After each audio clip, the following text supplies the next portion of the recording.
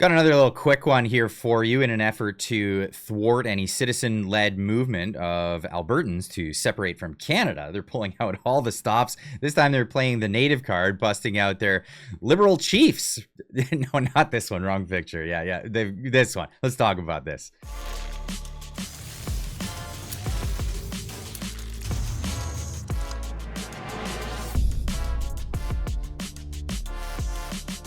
Ladies and gents, welcome back. If you're new here, my name's Clyde. Welcome to the channel. Hit that subscribe button, like, do all the things to help the algorithm pass these videos on to the next people. But of course, let's get into this story. Now, of course, Alberta is making moves to separate from Canada. This is a citizen-led effort. This isn't on the Premier of Alberta. This is, as well as Saskatchewan. I think there's a movement going on. But of course, Alberta is the one. Now, in an effort to thwart this, we have arguments coming from all sides of this one. Now comes the question of Indigenous people in Canada and the rights that they have to veto or say, no, it can't happen.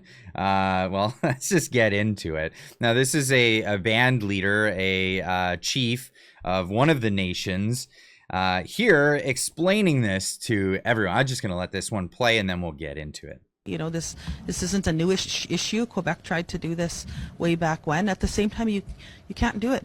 There's treaty. All of Canada is treaty territory. It's inherent rights. First Nations were here first.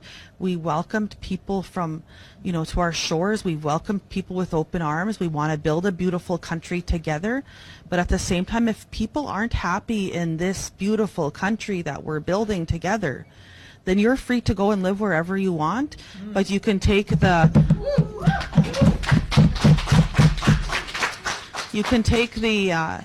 dirt that maybe your ancestors brought with them when they came over here from other places. That's the only piece of land that you're going to take, but you're not going to take any treaty land, any inherent land from any of our First Nations people across our beautiful country that we all share. So you're welcome here, but at the same time, if you're not happy here, you're free to go. Now, in all honesty, treaty land is not in contest here. The natives can do what they want with their land, and we'll get into that in a little bit here. But I hate to break it to her, but neither the land or the people are going anywhere. Just who calls the shots is about to change, and that's really what it comes down to. Not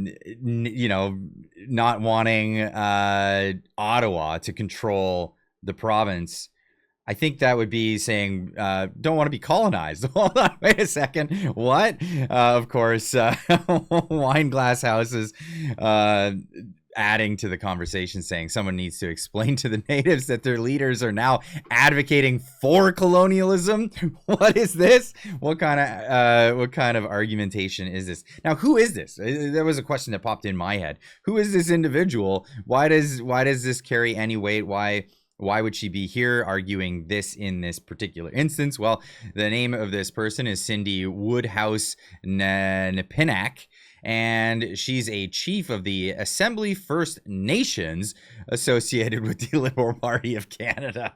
Of course, that's who she is. Of course, yeah, pulling out the Liberal Party members to say this. Her political career, Woodhouse met Paul Martin through her father, and came with them on Martin's campaign for Prime Minister after graduating from university. She joined Justin Trudeau's campaign back in 2009 and continued working for him until 2015, when she probably didn't make the cut for his cabinet. He already had his position. He took the job.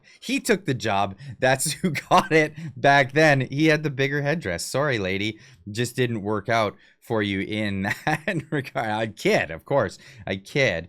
But this has been the question in recent times, right? So as things keep moving towards an actual divorce, a separation of Alberta, people are coming forward with this question: what happens with native territory? And do the natives have Indigenous, I forget what the word we're supposed to use today is, but this is the question. Now, Diane Sylvain brought this to my attention. Thank you so much. Member of the channel, Diane Sylvain, saying, Rise of Alberta tweeted this one out. First Nations have no legal veto over Alberta's separation process under the Canadian law, including the Clarity Act. Treaty rights require consultation, but separation hinges on a referendum and federal negotiations, not Indigenous approval.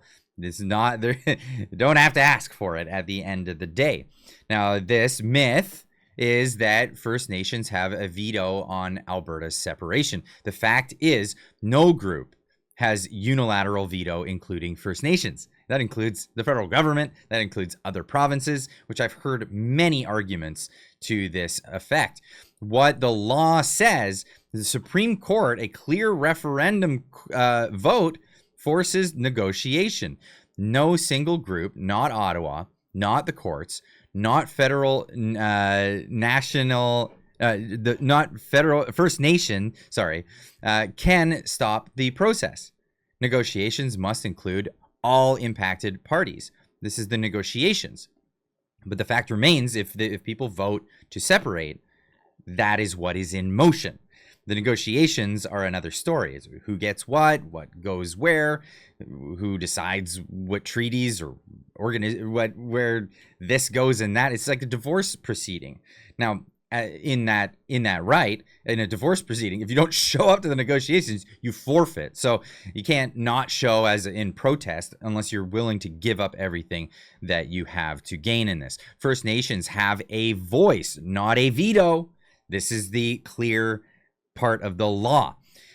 Indigenous leaders would be part of the negotiations. Treaty rights stay in force during and after negotiations. Alberta could offer more responsive, locally driven terms. So they could bring to the table a better offer. Or they could take the old offer and just keep that and remain remotely part of Canada under their rule as it stands. Is that really what they want? Well, let's hear from them. What treaty obligations mean? Alberta takes on Ottawa's treaty responsibilities. That's the thing. Now, in the questions of this, interesting dialogue started to occur. Paul Hookham says, yes, however, the federal government has the leverage in determining how, if treaty and native rights are addressed, and could use this to make secession economically, politically, and geographically unviable during the requisite negotiations. Now, Keith Wilson, I would like to add, constitutional expert and lawyer, King's Counsel, Keith Wilson chimed in on this one. Paul, Alberta holds significant leverage in this matter. The 1.31% of Alberta's land base designated as First Nations land can simply remain under federal ownership and administration, as is currently the case, with no financial implications for Alberta's budget. However, First Nations may choose to pursue a renewed partnership with Alberta, redefining their relationship in their own terms. Ultimately, the decision rests solely with First Nations, not Ottawa or Alberta, as they have the autonomy to determine their future path, including deciding to continue to be the wards of Ottawa bureaucrats. Is that really what they want? Is that really what they want? They want to stick around and continue to be that? So that the Indigenous people have several choices. Now, we're talking about a small portion of people within the jurisdiction that is known as Alberta. Now, if separation occurs, if Alberta becomes its own independent state, then the native people that fall within that jurisdiction and their lands can be renegotiated. They have choices of their own. And this is the main crux of the argument here. It's not a veto. They can't say, no, Alberta, you can't leave. But what they can do is decide what they want to do with their property, with their jurisdiction or their land being within the confines of the Alberta proper. And this is where they'll decide. Do they want to remotely stay part of Canada within these little tiny enclaves? That's up to them. Do they want to renegotiate? Do they want to become part of Alberta? Is that a negotiation that they'd like to do themselves? Who knows? Would they like to become their own independent sovereign? We hear that all the time, that they are their own independent sovereign, independent from Canada and any other nations. That's a choice that they'll have as well. I look forward to seeing what direction they choose to go in. I'd love to hear what you guys have to say in the comments down below. Let me know what you think. And of course, we'll see you in the next one. Keep on trucking.